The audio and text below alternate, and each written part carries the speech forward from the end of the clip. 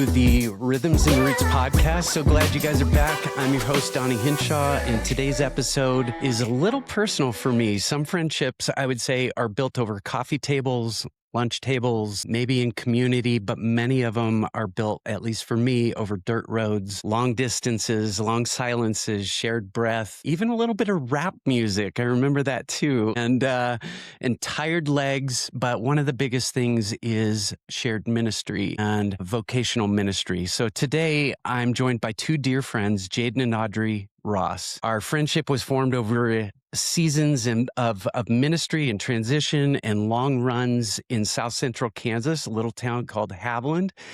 But also the trails of Colorado a little bit as we were in our master's program. Jaden and I were both in the same program together around the same time. So we would run in Woodland Park, Colorado, that area. But Jaden and Audrey are pastors at heart, endurance runners by practice and by love, but deeply attentive to the way that God shapes them both emotionally, spiritually, and physically, especially in seasons when life can sometimes feel a little bit unresolved. So today we're talking about physical endurance and emotional health and how offering our bodies to God actually can become one of the best ways to renew our minds, but our entire life, and also be a model for those that we love. Jaden and Audrey, I just want to say, welcome to the Rhythms and Roots podcast. So glad you guys are here. And just so our viewers know, Jaden and I and Audrey have not had a kind of a face-to-face phone call like this in a long time. Jaden and I have had a couple, but I have not had these moments with them in a while. So what you're getting is kind of some raw footage, that reminds me of the days when they would just show up on my front porch in Haviland, Kansas, and knock on my door, and we would stretch in my driveway, and then we would go run 4-mile squares, right? Yeah. With an elevation of about 75 feet, if we are lucky. If we're lucky, yeah. So Jaden grew up in Haviland. He grew up in that town that I was a pastor at for 8 years. And Jaden and Audrey were pivotal in leading me in a way of a healthy lifestyle in many ways. Not only was it running, but it was also a healthy lifestyle spiritually, an eagerness that they had very early on to do ministry and to give up everything that they are, leave their families and their homes and their small towns, to give up all of that for the sake of the call that was on their life. But not only that, but it was also eating and diet. Audrey has always been a great cook, an amazing cook, and she has a creativity in cooking that helps keep things very healthy, but also very tasty. I always remember that. And Jaden can share a little bit more about how he knows that too, for a fact. But their love for everything. Audrey, you're a physical trainer too, right? That's what. Yeah, That's what I was doing until I moved into birth work, but yes. Yep. Personal trainer. So we'll get into all that as we kind of get through the conversation a little bit. But Jaden is a pastor in the Friends denomination. And so we're going to just take a few moments to kind of recenter for a second and ask God to just meet us in this place, in this conversation, and pray that everything that we talk about, not only would it be glorifying to God, but it would be helpful for anybody who chooses to listen, all 4 or 5 people that listen to it. Amen. Amen. So before we talk running or ministry, how would you guys maybe describe your story right now as it stands where you are? And without, like I said before, you don't have to go into, I was born in 1984. 83, yeah. Oh, I was close. Close. Yeah. No, Audrey and I, it's great to be on. Thanks for asking us. We've been excited to see you and get to be able to do this. And so it's a joy for us and to relive those memories and laugh with you. It's so good for our souls. So, but Audrey and I have been married for 20 years. We met in college. Unbelievable. And we've been in ministry ever since then, different roles, youth pastor, lead pastor, associate, and Iowa and Wyoming and Idaho, and then currently in Oregon. And for the last 10 years, I was a lead pastor at a Central Oregon church. And then in August, God's led us out of that. And so now we're in a season of transition. He said, it's time for you to be done there. And I said, okay, Lord, what's next? And he said, I'm not going to tell you. And here we are. We're still in this season of waiting on him and transition, and just kind of praying and really seeking what he has next for us, as well as kind of a season of sabbatical and rest for our family. Audrey is 38 plus weeks pregnant, and she still looks like she could go run a marathon right now. And she could beat you if she wanted to. I know she could. Yeah. Don't tempt me. Don't tempt me. Yeah. So, yeah, waiting on arrival of new baby. We've got 6 other kids, 4 biological and 2 through foster adoption. And so we're just taking this time.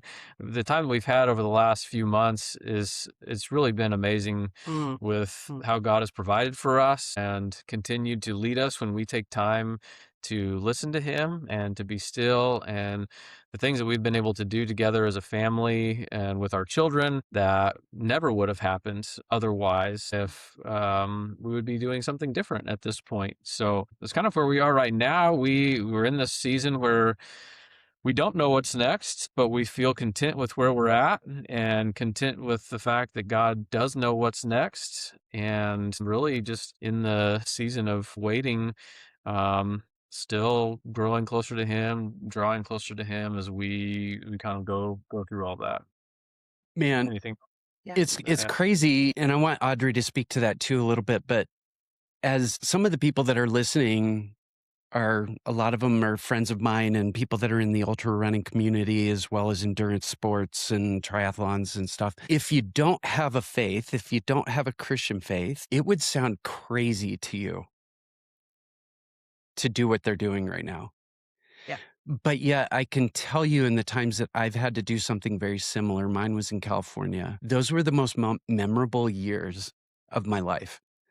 They were some of the hardest, but they were some of the absolute best. In fact, we have pictures of our family in Carmel one time where I was in between positions. I was driving a box truck to San Francisco because I was just trying to make a little extra money just delivering mail. And I mean, it was just like the worst job ever. But there was a sense of adventure in that too. And I love that about you guys. You guys have always had that. Like, even in your running, I know that it's not something you get up every morning and have planned runs or planned, we're going to go run here, or we're going to go run Smith Rock, or we're going to go run in Idaho and certain trails. Like maybe you did, but often the best runs are the ones that aren't planned. You just say, hey, let's go explore. Let's go find a trail and jump on the trail. Life is so much like that too, especially in ministry. I feel like you have to have that sense of faithfulness, but also adventure. Audrey, how about you? Where are you at in life right now, career-wise, mother-wise, all that? Well, it's funny because we just talked a little bit before we recorded, and Donnie said, you guys said you might never have kids when I knew you, which is true. We did at that point think maybe we'll never have kids, and it really felt like ministry was very full-time for both of us, and like, how in the world will we ever have kids? And I cared a lot about running and health, and that was my passion. And so shortly after, I think we kind of parted ways, and we were in Idaho and not around you anymore, Donnie. A few years into that, I was managing a running store at the top of my running game, really thought, I'm going to be something big. And God actually woke me up in a dream and said, it's time to have a baby. And I was like, no, this is the wrong time, God. Like, I'm headed to the top. And he was persistent. And within a few days, I told Jadon, hey, God's telling me it's time to have children. And that next month we were pregnant. And so that launched us into a whole nother life and everything. Having a child is very different just living by yourself without children, and turned into not only being called to have children, but then stepping into foster care. And that also then transitioned me from what I was doing, which was personal training and nutrition coaching, into being a traditional midwife, and really grew my passion for the endurance side actually of birth. And a huge focus in my birth work is the mental fortitude side. How do we mentally prepare for this? Because birth is actually bigger than any endurance run I have done. And I have used all of my endurance running skills to birth well. I birth babies quite well. But honestly, it's because I have already trained my mind for what endurance feels like and looks like in my mind and in my body. And so that's a big thing that I touch on. And so I can see how God laid all this out and put the pieces together. Yeah, now we're in our season of parenting a lot of children, which is equally as demanding as endurance runs every single Right. day. Right. And also, it's been so pivotal in our own spiritual transformation to do something that's hard in a different way, and be completely surrendered to God's plan for having children and what that looks like and how to raise them for Him. I had Don Stewart, and it's the podcast that's launched right now. And you guys know Don. Jadon grew up quarter of a mile from Don. Yep. Don said something really funny that I want to put on a running t-shirt. And it just says, if you're going to be stupid, you have to be tough. Mhm. And it's so true. If you're going to do stupid things, you better be tough. And Yep. I know for me, my wife gave birth to 4 children, and there is nothing that I owe more to than my service, my gratitude, my love, and my honor to my wife for giving me 4 children, because there is nothing harder that she's ever gone through than having children. And there's nothing harder than being a mom. And there's nothing harder than being a person who is responsible, not only for children. You guys have children that are not biologically yours, that you love just like they are yours. And I know that about you. I didn't even ask you that. That's just a given. I know you would never do it unless you felt like you could love them like your own children. And so I feel like running, endurance sports, training, all that stuff, even for you guys, all those years where you would say, I'm not sure we're going to have children. It's crazy how what we were doing in those days was in some way probably training you to be who you are today. Like God doesn't let anything go to waste. Right. It's all usable for His kingdom. It's all usable for our lives, and He will use it to train us and teach us and lead us to be the people that we are now. So I'm blown away at who you guys have become over the years. Because I mean, I'm going to be honest with you. When you guys told me that on the trail, you're like, yeah, we're not sure we're going to have kids. I remember feeling like a deep level of disappointment because I thought, some people shouldn't have children. These two need to have children. You know what I mean? Like there's some people you have to look at and go, probably isn't a good idea until you get some things straightened out. But, man, amazing. Yeah. Well, we spent quite a bit of time. In my mind, every run that we had was just super valuable. You know, we didn't have a lot of time together, but the time we did have together running those roads, straight lines, take a right, straight line, take a right, get chased by badgers, which I did once. Yeah. But in those times where we were running in Haviland, what do you remember most about those miles? Yeah, I think the first thing I remember, Donnie would always fly out of the gate. Like we would run pretty fast, like 7:30s or whatever. But man, we were Donnie, fasting. You were holding our feet to the fire. You're like, I'm ready to go, and I was like, I need some time to warm up, man. And so I was always be trying to catch up you and your Merrill shoes that you'd wear. Oh my gosh. And so I remember that. And then just the laughter that we would share. It just felt good to know that we had camaraderie as people who are in ministry, pastors. You have a whole different realm of life, and just being able to know that you connect with somebody on that level and that they understand what you're going through and what you're saying, and that for me at that point, you were a mentor in my life, and it was just really good to be able to know that we could run and share that. We could share pastoral ministry things, and that you weren't going to be somebody that was going to either shut me down or be judgmental, but you were right along right along with us in that. And so that's a couple things that I remember. But laughing as we ran, it was good for my soul and physically running. But I remember Audrey one day saying, I asked you guys, I said, do you guys listen to music when you run? And Audrey's like, yeah, I listen to like rap. Like, and you did. And it was like rap. And you're like, yeah, even like gangster style rap. Like it just gets me going. And I started listening to rap and realized that rap made me even faster. yeah, helps with your pace. Yeah. Yeah, it does. That's not what Yeah. it. Yeah. Yeah. Yeah, I remember laughter too being one of the biggest things. I feel like we did. We just laughed a lot. And I think when you're in ministry, there's so many, you go through so many emotions with people, highs and lows. And you were somebody that we could just say whatever to. And I think likewise, you to us, and just let the emotions out, like let them out, come out however they needed to. Yeah. Sometimes when you're in that kind of upfront role, you don't get to do that in that position.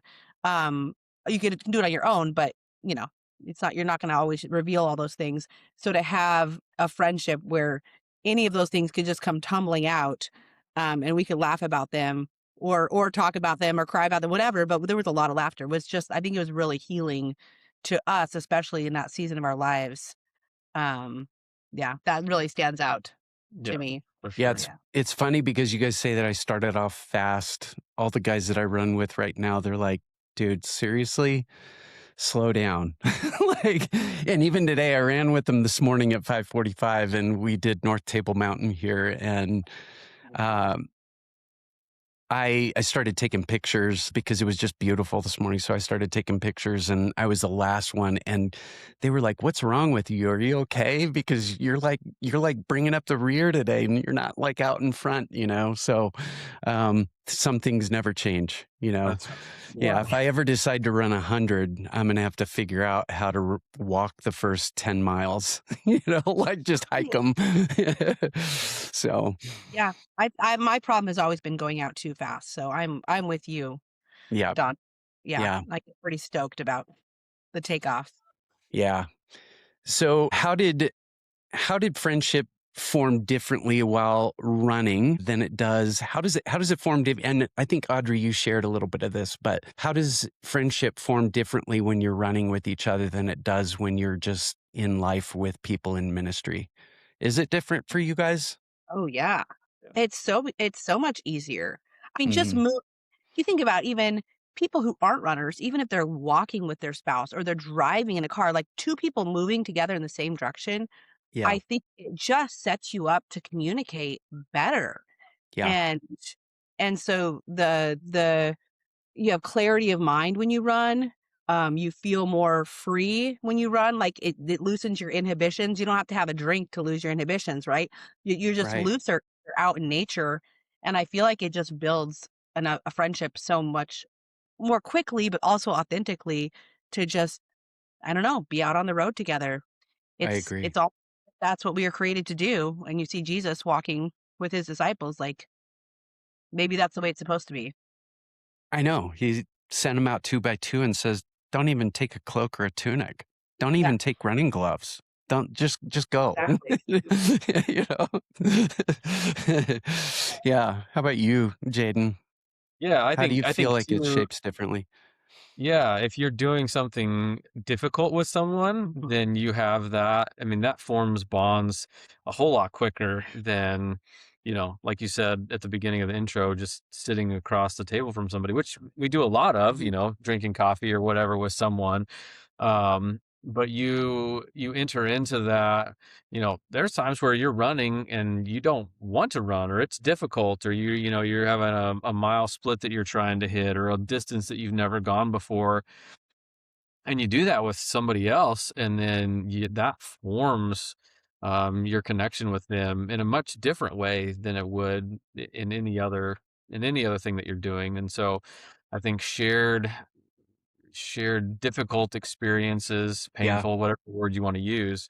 Hmm. Um, it just makes it deeper because you've gone through that together. You've encouraged each other through that. You've seen each other at your low points, and you finished it together. Yeah.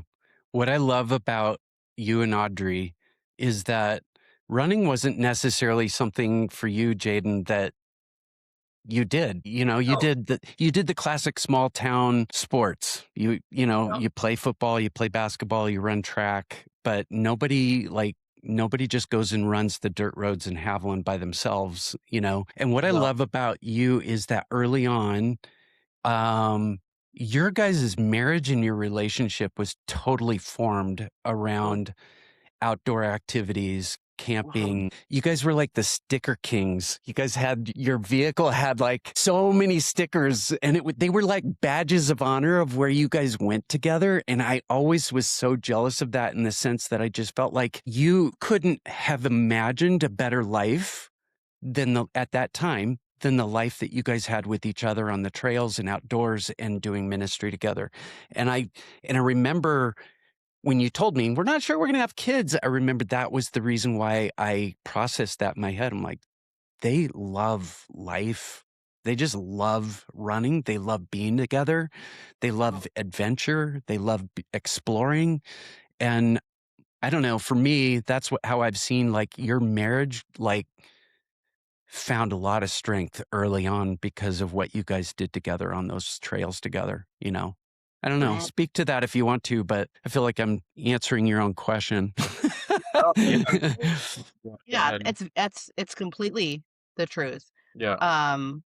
Yeah, about a year into marriage, we started running together every single day, and at that point trained for your first half, Yeah.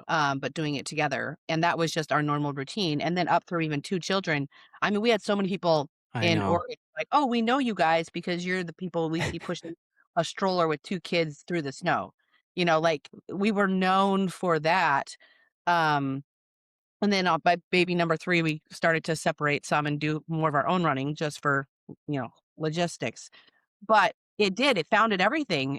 I mean, it meant that we connected every single day. We talked today every single day. We Yeah. sweat together. We were out in nature. Like, it was such a foundation to our friendship and our marriage, and really has set us up to be the best team.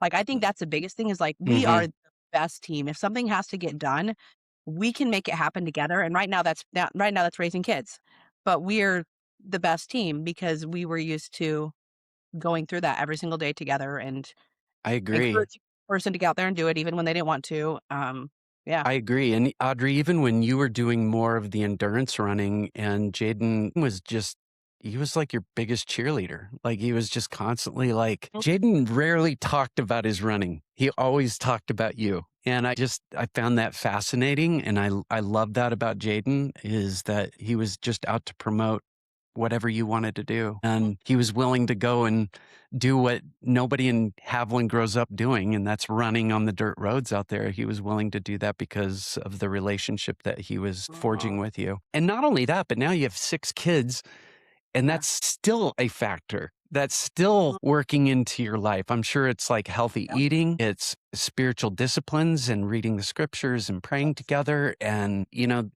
I don't know. Tell me more about that. What does that look like for you guys? How has that shaped how you parent, how you lead in your family? The more kids you have, actually, the more order you need. And Oh, I man. get that, but I Yeah, think that's good. we have to live a life of rhythm and routine because we're managing a lot of Right. little people. And so we are going to go for a family walk every single day. Right now, our family's reading through the Bible together. So we're literally finishing up Leviticus, with our 1-year-old through a Oh my year-old. goodness. It's legit hardcore, but they're doing it. We're doing it together. And that's our goal as a family this year is to read through the Bible together. But they're learning like it doesn't matter if we're reading this late tonight, we're going to get it done. We're going to make sure it happens. 2 of my 8-year-old and 6-year-old, they're ready. I've already done some races with my 8-year-old, but my 6-year-old's now ready. Like we're going to be running with them. And so I feel like it's taught us how to live our life in a healthy way with healthy routines and rhythms. Because we had that foundation for ourselves. And so it's just part of the natural process that we're going to bring our kids into that. We're going to talk about what we're eating and why we're eating it and how to fuel your body. And if you're feeling this way, maybe it's because you ate this, this, and this, and that didn't serve you very well. Those are Right. conversations to be Right. had. So yeah, those are some nuts.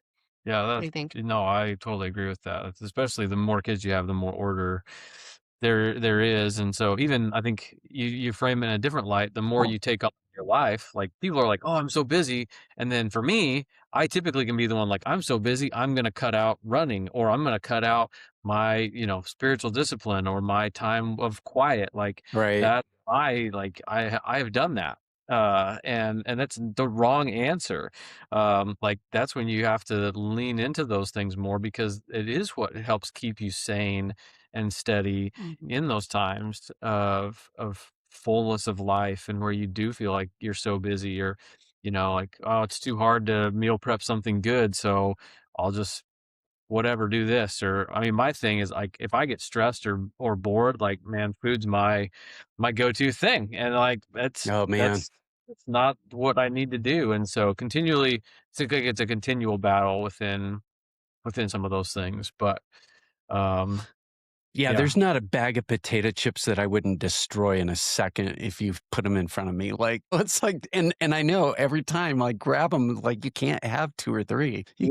You gotta have a whole bunch, and then you wonder why you're not feeling well and why you have autoimmune diseases and all kinds of things that are going on in our world right now. It's like, Yeah. oh, yeah, But I think that the thinking that maybe somebody from an outside perspective, if they don't do endurance sports or they maybe struggle with their eating or whatever it might be, they can have the assumption that the person who does do that somehow finds it easy.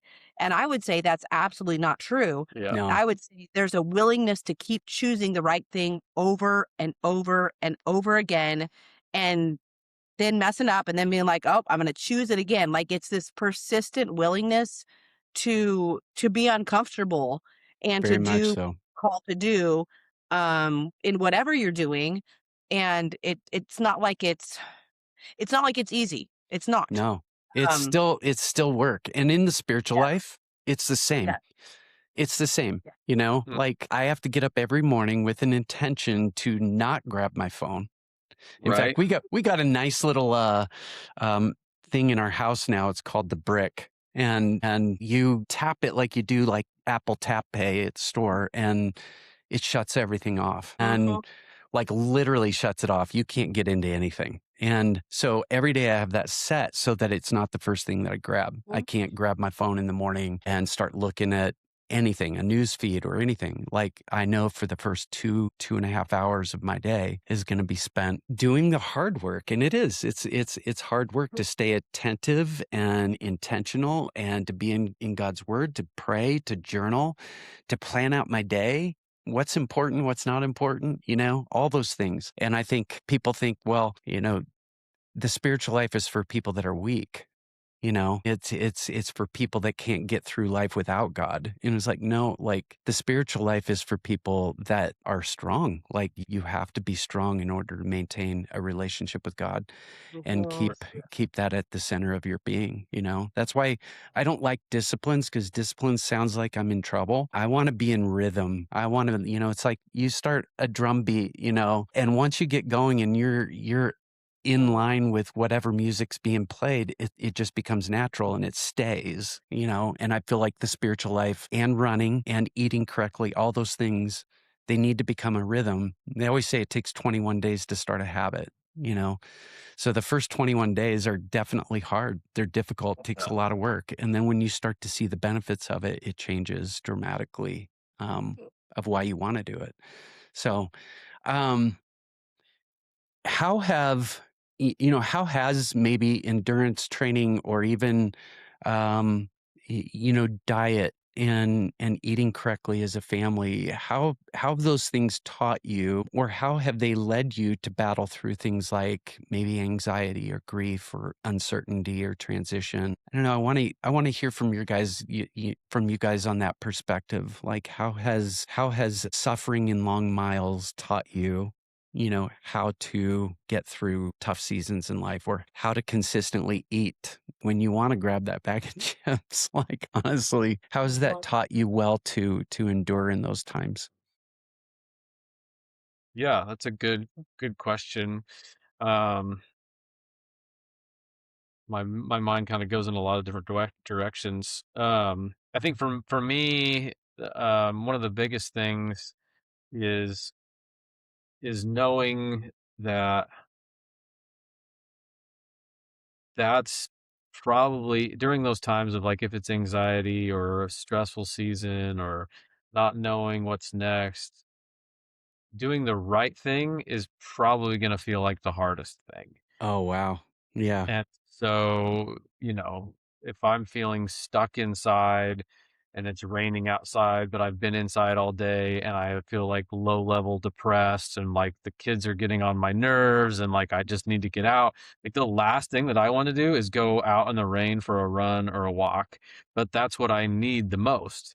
Mhm. Like I do get some set time or I carve out time in my schedule where I'm like, okay, I have this time. Then the easy thing to do, like you just said, is like, oh, I'm gonna go grab my phone.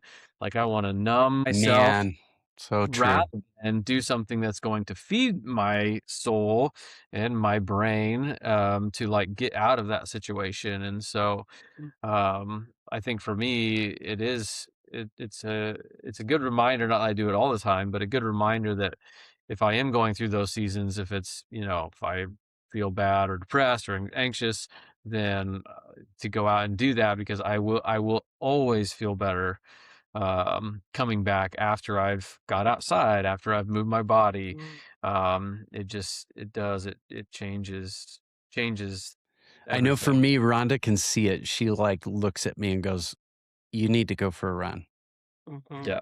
And she knows what that is. And for me, to her, it's something totally different. It's for her, it's you need to go shopping. I Yeah. was like, what husband ever tells a wife to go shopping? But I have to sometimes tell my wife, like, it's Yeah. okay for you just to go Right. just shop. You don't have to buy anything. Yeah. Go to World Market and just walk around. I don't know, you know, but but yeah, sometimes when you're stuck in those moments where it's hard, it's much harder to do, like you said, the right thing. That was this morning, 5 o'clock. I did not want to get out. And then when we got out there, one of my guys that I was running with, he was like, "Man, I just wanted to sleep in this morning." And I said, "How many times have you ever gone out and ran and said, that was a waste of time?" You know, Right. we never do. And then he goes, "No, one time I did where it was like absolutely freezing and it was like 2 feet of snow. And I thought, this is stupid." But he said, and then I got home and it was like, but you still went out and did it. You still went out and did it. Right. But, yeah, I think that's so important in life is to do the hard thing when you don't feel like doing it. Spiritually, it's so true, right? Exactly the same thing. So Oh much yeah. easier to grab a phone and just start death scrolling than it is to do something intentional or good, you know? Yeah. I think the hard part for a lot of Christian people that love Jesus is Jesus calls us to die to ourselves. And so the easy thing to do is to not do that and to know to make something else sound really nice and like I'm Holy. holy while I'm not willing to give up whatever it might be that God is calling me to give up. Mm, But it sounds of what I'm doing sounds really good rather than what God might actually be calling me to do is the hard thing. yeah. Yeah. And speaking of calling, a lot of people like I feel like if you're in Christian circles or in ministry, we use this word a lot. And we use this word calling. I don't know if people that don't have faith use it very much. I don't know if they do. They just, but the reality is like we do feel a sense of purpose that we're called to. There's something that we won't define us, but it actually is part of the definition of who we are. It's kind of the fabric of our emotional being. And so you guys have been in places where you knew that you were called to do something and you did it for a while, and then all of a sudden you're called somewhere else and now you're in transition. I always tell people sometimes the end result looks much better than the transition itself. Like, no, but everybody wants change. Everybody like for instance, like Audrey, like even in physical training, somebody would come to you as a personal trainer and they see this end goal of like, I want to lose 30 pounds or I want to get stronger. And sometimes I think the end goal gets to be really muddy because the transition is so hard. Have you guys found that transitioning or moving from place to place was some of the hardest times? When you look back at the times you transitioned from one place to the next or location to location, how do you see those things now in the rearview mirror? Does that make sense? Yeah, it Yeah. does make sense. I think we've gotten really good at transition. I think we've had to. Um, but to your point, I think transition's hard for everybody. I see it all the time. Always. Kids, the hardest thing, you're going to have your blow ups, you're going to have your meltdowns. It's always in transition. Always. Like, I can guarantee you, if something's going to hit the fan, it's going to be the transition period when you're going from this one thing to the next thing. And so we've had conversations about like, how do we transition our kids well from this to like help make that process smoother. But I think for ourselves, especially in foster care, because it's such a, like, you get a phone call, here's a baby on your doorstep. You get a phone call, they're out of your house. You get another phone Wow. call, dropping 2 more kids out. You get another phone call, you got to meet with the family. Like, it's so much upheaval, just, on a daily basis, even, that I feel like we had to stop reacting to the transition and be okay acknowledging that it was going to feel hard and uncomfortable, and we didn't have to judge the discomfort. We could just sit with it and be with it and know that it would settle. It would work itself out. And I think what we want to do is like, things are uncomfortable, we don't know what's happening, what about this, what about that? And our own anxiety like stirs the pot and makes it so much worse. We're Right. so frustrated that we can't be doing things the way we used to, We used to do this and now we can't do this. And with kids, every season of life is different. And so it's constant upheaval. And so I think we have gotten good at just being like, okay, this is where we're at today. This is the season we're at right now. We don't have to judge it. We don't have to say it's wrong. We don't have to bemoan it and say, oh, I wish it was the way it used to be. We can just be in it and make the most of it, and also know that that season will pass. I think that's been the biggest thing, like just a willingness to be in it. Right.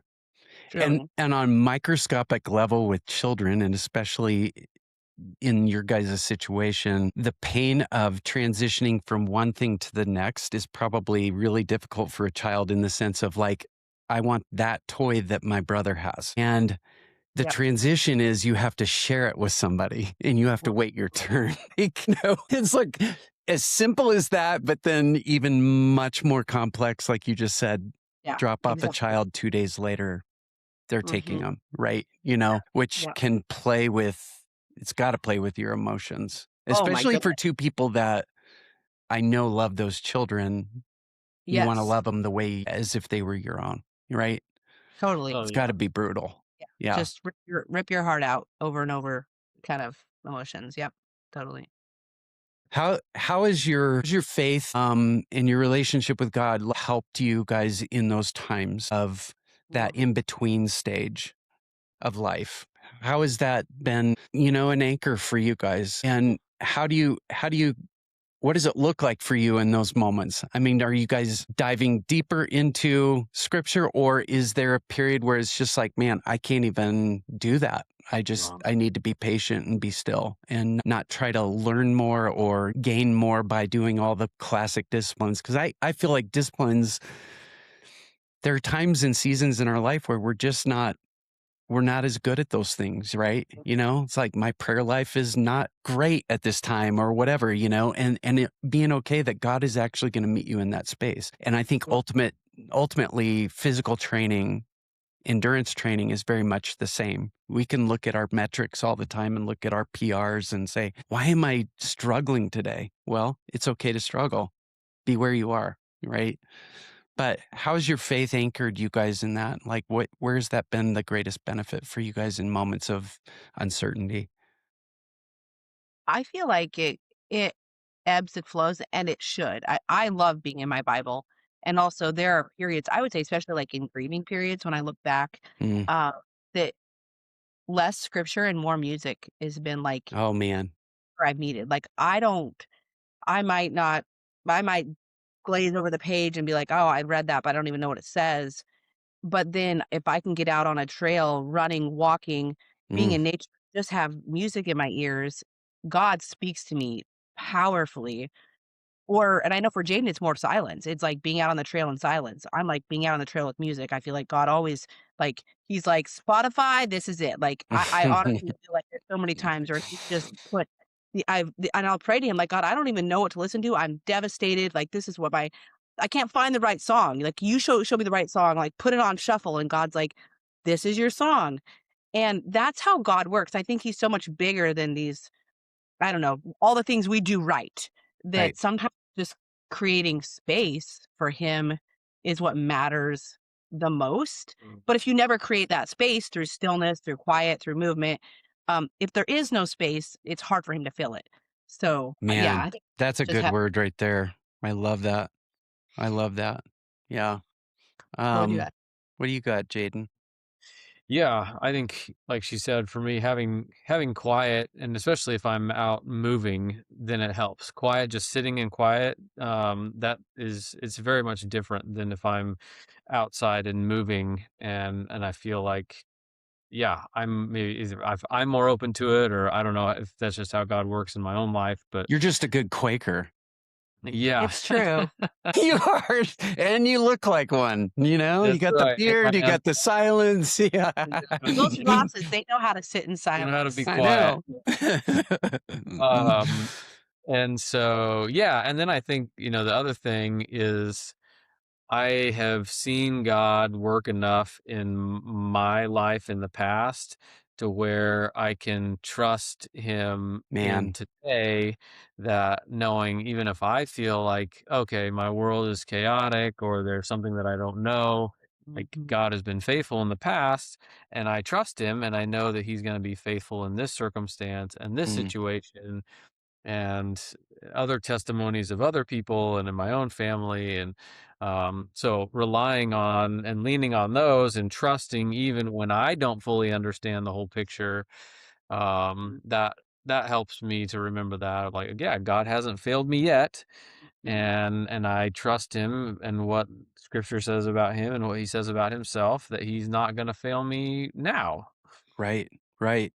Yeah, even in like counseling therapy for PTSD, which I've been through, and these my counselors and therapists will take me through what they call cognitive processing therapy, CPT. And what that is, it's basically taking a story that you've had in your history and a story that actually caused a lot of trauma and rewriting that story and making it make more sense in a positive light. And so what happens is one of the questions they always ask is, are you seeing the whole picture? And I love what you just said, because it's totally that. It's like, if I look back in my history, I could focus on the trauma of the bad things that happened, or I can focus on how that adversity or trauma actually made me stronger and I came out of it. So for instance, even in trail running, if you bonk at mile 40 in a 50-mile run, some people say, well, this is just not my thing. I'm not going to do this. I can't do this. It's like, maybe that one failure is going to actually push you over the edge the next time. Maybe you're going to learn things in the process. And I think I love what you're saying about that, because God never fails us. He's always there. And it's in those dark times, in those valleys, that we actually learn the most. That's where we're strengthened. And so it's not like we wait for it and look for it. It's not like we can't wait to be in the middle where there's no vision. I can't wait to be in that middle space where I don't know what we're doing, but you learn so much there, even if it doesn't look like your traditional way of learning in life, spiritually or emotionally. Yeah. I don't know. What else you guys got? What's on your heart? What would you want people to know? about you guys and maybe about what you've learned most in life regarding anything. It'd be just spiritual life. It can be endurance. It could be eating healthy. It can be physical training, whatever it is,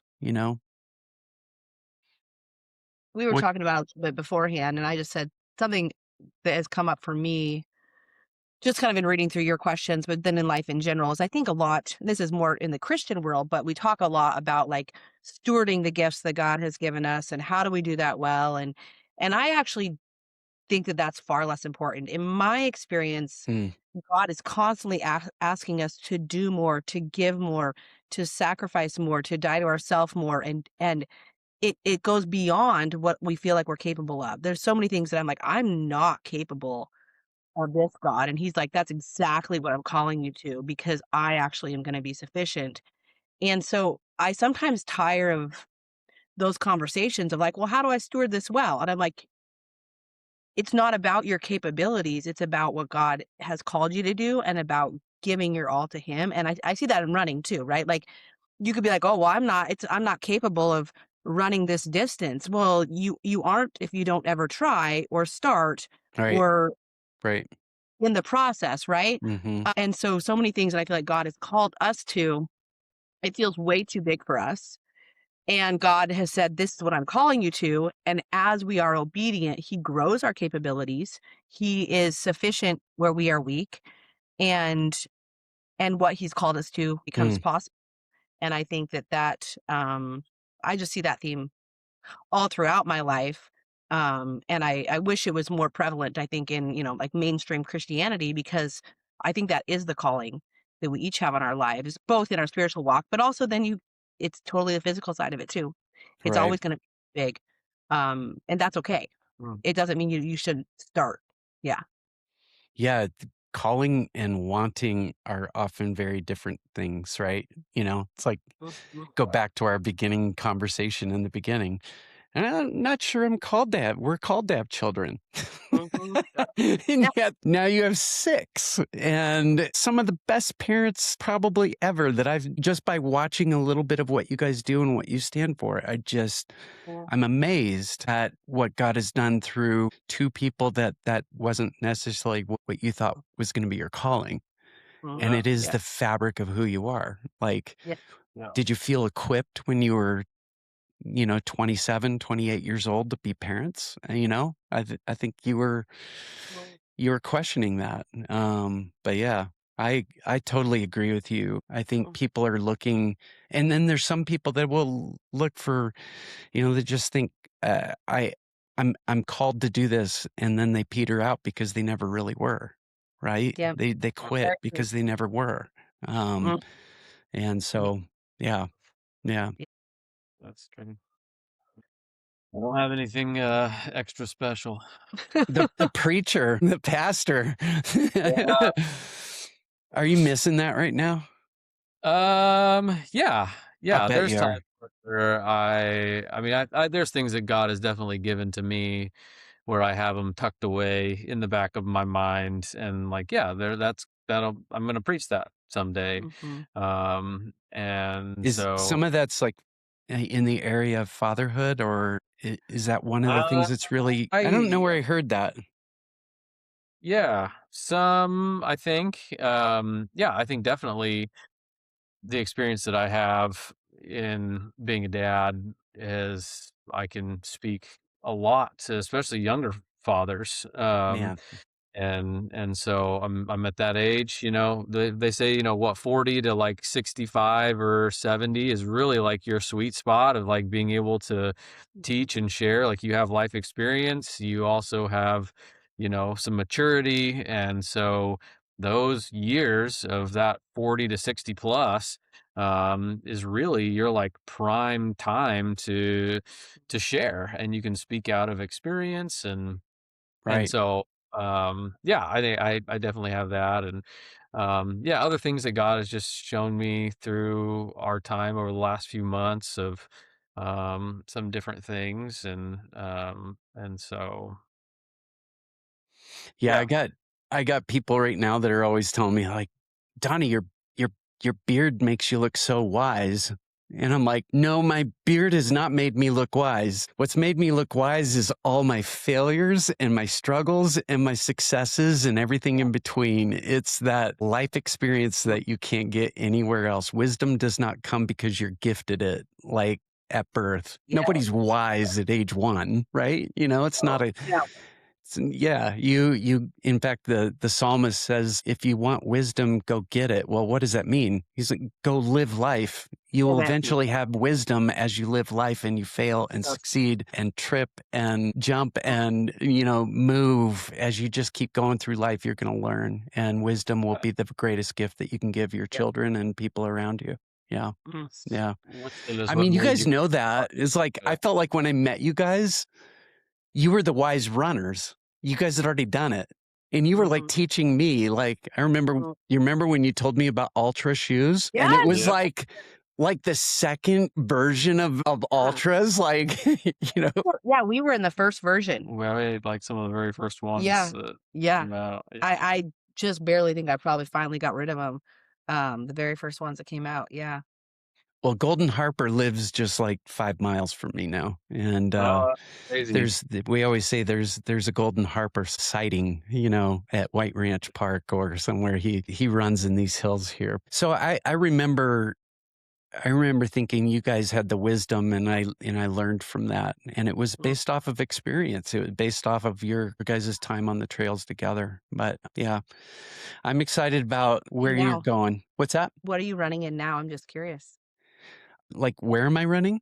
Or No, what shoe you're running in? Oh, I am running in Brooks, actually. And then I have a pair of normals, normal, whatever those are. They're made by Killian. Yeah. So I have a pair of normal trainers, the Timur trainers that I'm running in. And then I'm running in the Brooks Caldera 8s, which is they look like orthotic shoes, but that's because I'm 55. Good shoes. They're super comfortable. I like them. I've been in the Nike Zagama 2s for the last, probably Zagama 1 and Zagama 2s for the last 4 years. But Nike just keeps hiking their prices and they never run these great sales. I'm always looking for the shoes around $100. Remember when we were running, you could get like shoes for 50 on sale, Yeah. I remember when it was like peaking at $100 or like $100 for shoes. And now they're they're like 200, 240, 250. And then they got the super shoes that are like 350, it's crazy. So it's crazy. Cool. Yeah. But yeah, that's what I'm running. How about you guys? Are you back still in Ultras? And you were in Nike, what was it? Wild Horse. I did Wild Nike Horse. Wild Horse a long time. In fact, I trained for my trail race in them and then ended up doing a road race in them, and they're trail shoes. And I don't know that I'd do that again. I pretty much blasted my planter on one foot, but I did it. But yeah, I did those for a long time. And then I switched to all zero shoes. So I was doing only barefoot, zero brand. Those are from here too. Those are in Broomfield, just up the road from us.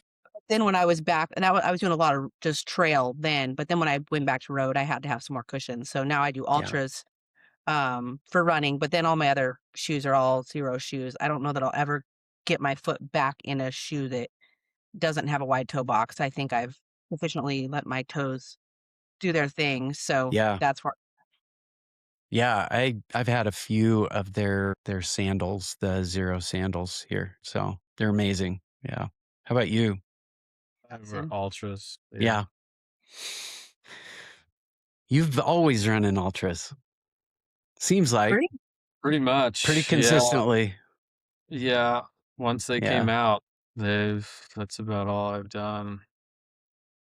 Well, you've tried a few other little, a pair here or there that you're never really happy with, and go back to ultras. I had Hoka's for a while, but I ran in some Hoka's for a while as well. Yeah. The Speed Goats. I think I had Speed Goat 5s or 4s or something like that. Now they're like Speed Goat 8s just came out. But yeah. Well, man, this has been so good. This has been fun. It's like, even if I was to never push record or put this out there, to have an hour on the phone with you guys and to see your faces it's doing me good. A lot of good. I'm excited for what's next for you and where God has taken you. And all I know is there's 6 children out there that I can hear playing with their grandparents that are unbelievably lucky and blessed to have you. Man, every child in the world should have parents like you. I mean, really, really. And don't you wish they could? Don't you wish every child could have just great parents? It would change the world. Yeah. It would change the world. It would totally change the world. Absolutely.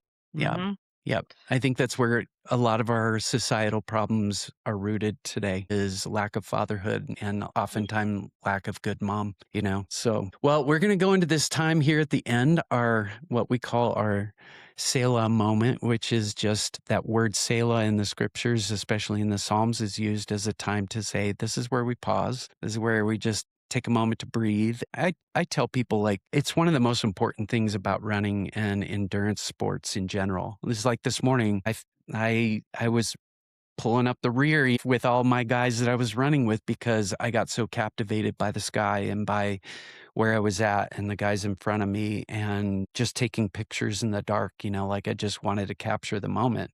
I think that's so important, not just on a physical level. Sometimes it's really important just to say, I need a moment to breathe. I need a moment just to reset my spirit, as the Quakers would say, to recenter ourselves. And I think it's so important physically, emotionally, and spiritually to have those moments where we're recentering. So I want to invite us and all our listeners, and I always tell people, if you're driving, pull over, don't close your eyes, keep driving. And I just want to invite everybody into this Selah moment, wherever you are. If you're able, place your feet on the floor, take a slow breath in through your nose, and then gently release it through your mouth. And just keep doing this as I read this passage that is very applicable for our time together today. Give you a moment just to pause and sit in that space. This is from Romans 12:1 and 2. Therefore, I urge you, brothers and sisters, in view of God's mercy and his grace, that you would offer your bodies as living sacrifice, holy and pleasing to God. This is your true and proper sense of worship. This is your act of worship. In view of God's mercy, offer your bodies, offer your mind and your soul and your life as an act of worship. And may your life be pleasing to God. So God, we thank you for today. Thank you for this time together with Jaden and Audrey. And I just thank you for the paths that we crossed years ago in Haviland and how that would continue and build strength over the years, even if there's time and there's space in between. It's as if you just pick up the relationship exactly where it was when we left. We thank you that there is always this spirit of friendship and family when you're intertwined in our miles and our times on the trails together, that if you're the center of our being and the conversation and we're going in the same direction towards you and with you, we thank you, God, that you never leave us.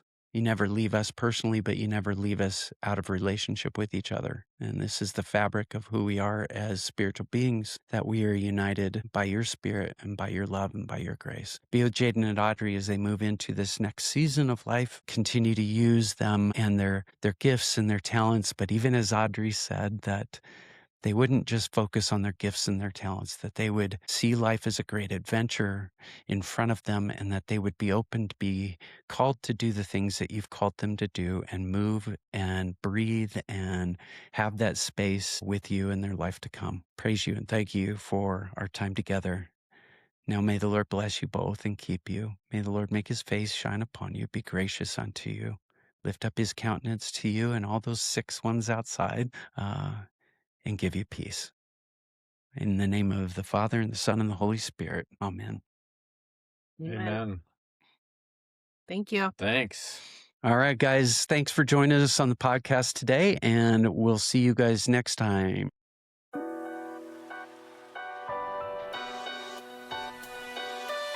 Hey guys, thanks for joining me today on the Rhythms and Roots podcast. My prayer is that this conversation helps you stay rooted in Christ and inspired to live out the sacred rhythms that shape both body and soul. If this episode encouraged you, do me a favor, do yourself a favor and a friend a favor. Share it. Get it out there and be sure to subscribe so that you don't miss what's ahead, because I'm super excited about where this might be going. Until next time, keep abiding, keep moving, and keep living a life fully formed in the spirit and the mind and the body, and we'll see you again soon.